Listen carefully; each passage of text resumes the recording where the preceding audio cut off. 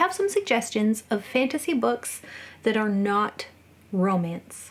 I will say it is pretty difficult to find a fantasy book or any book that's fiction, that involves people, that has just zero romance at all. Because when people come together, there will always be somebody who kind of likes somebody. There will be people who get together. There will be married couples. It's hard to avoid altogether. It's probably the easiest to find a book with no romance if you go into a younger category. And I have a couple of those on my list, but they're still enjoyable by adults. I have books with zero romance at all, and a couple where there is still a little romance, but it's like not the main characters in the background happening over there. It's not the main part of the story. And none of these are in the romance subgenre of fiction or fantasy. The first book that I'm going to suggest is the last book that came out of the Secret Novels by Brandon Sanderson last year, 2023. The Sunlit Man is a good story. There is zero romance happening. The main problem with trying to enjoy this book would be if you're not a Sanderson fan or if you've not read anything in the Cosmere. I do think this book could be enjoyed by anybody, but it is a lot more impactful if you've read some other Cosmere works, specifically the Stormlight Archive. I will not say that you have to read those ginormous books there to read this one. You'll just understand some more of the magic and some of the background of this character. This is the story of a man who wakes up in a place that he doesn't know where he is. He's kind of lost himself on his way. And at the beginning, he's very selfishly just trying to save himself.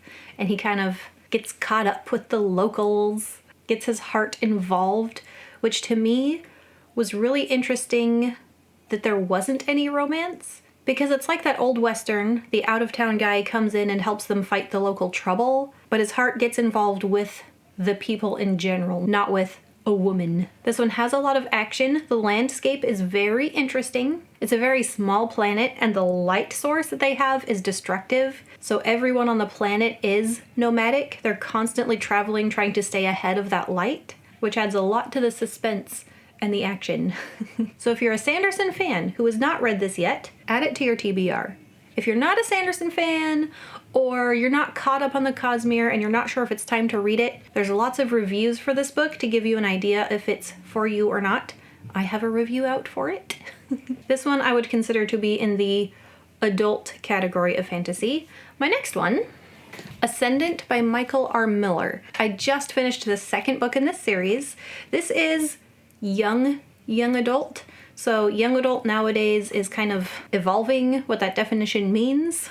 This one is advertised for like age 12 and up. And by 12 and up, I mean anyone older than that can enjoy it. I enjoyed this. It's a very classic dragon rider's tale. First book is heavily inspired by Aragon by Christopher Paolini and the Dragon Riders of Pern. And then after this first one, well, by the end of this first one, and then the second one especially, those influences are less and you see more of Michael Miller's imagination and writing style in them. Holt is 16, 15, like a middle teenager. He rescues a dragon egg. There are zombie-like creatures. There's the journey, the training sequences. There is a girl character around his age that he spends time with. But as I was reading, it stood out to me how that was not romantic. If you've read Aragon by Paolini, you get a lot of that like young teenage, like hormone-driven attraction to one of the characters. I wouldn't even consider that romance either. But this one is just companionship and friendship. No romance at all. That continued to be true through the second book. The second book does have a character who is having to navigate some political intrigue, which includes who they're supposed to marry. That's just part of the story, part of the way the world works. It's still not romantic. So if you like Dragon Rider stories and don't really like romance, that's a good choice.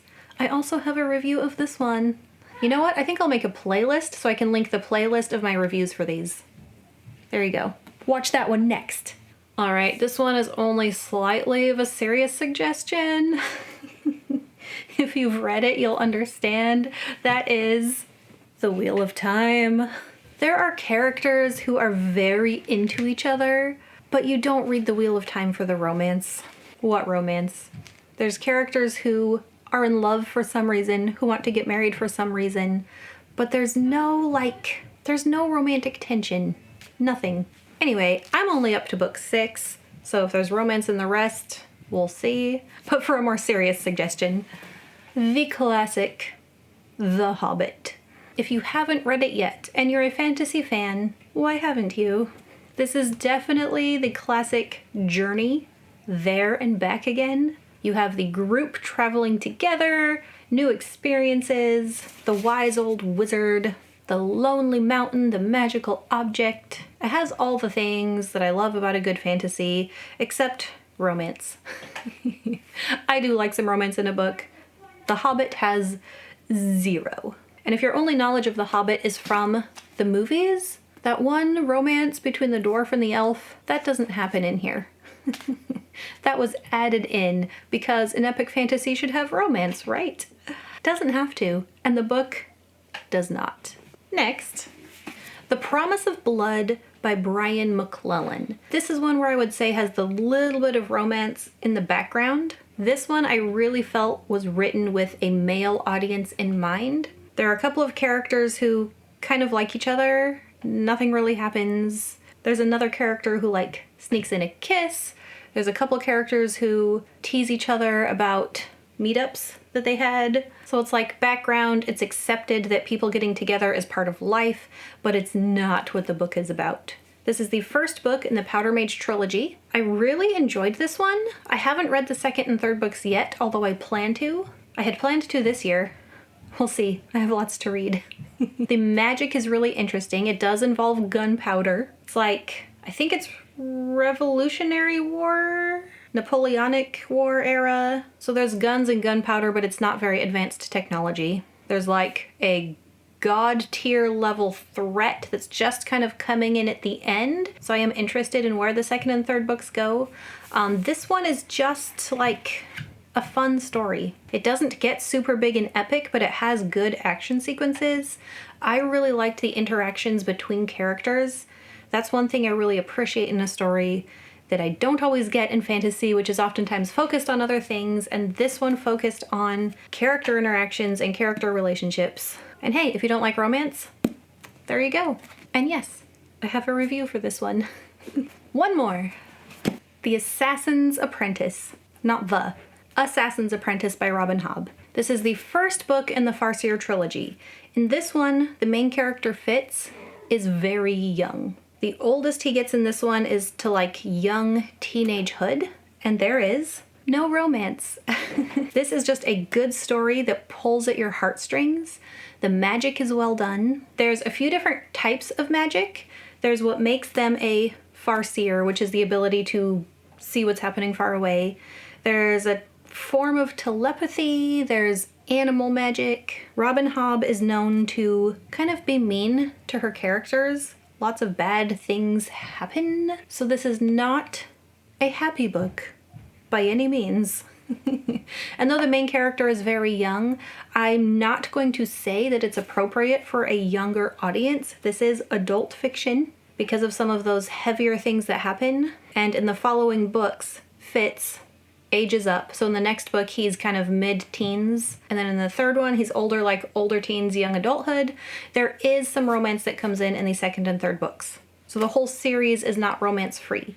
But if you start this first one, because you're in the mood for a story that doesn't have romance, and you get connected to Fitz, and you're I want to read more about him, I want to see what happens, you might be okay with some of that coming in later, because you've started to care about the character. And if you enjoy this book, it is just the beginning of the entire realm of the Elderlings, which is a far-reaching fantasy series that's mini-series that you can read individually as a trilogy and a trilogy and a trilogy, or read the whole thing if you want to. This one takes place in the Six Duchies. Very medieval feel. Fitz is an orphan. Fitz means son of. So just Fitz means son of what? Who? Nobody.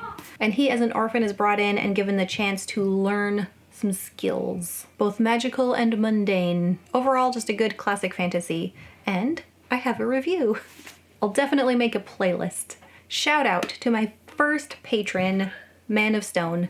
Thank you. By the way, I have a Patreon now. Link will be in the video description and it's on the About section of my channel. You can support me there, or the next best way to support video creators is watching the videos.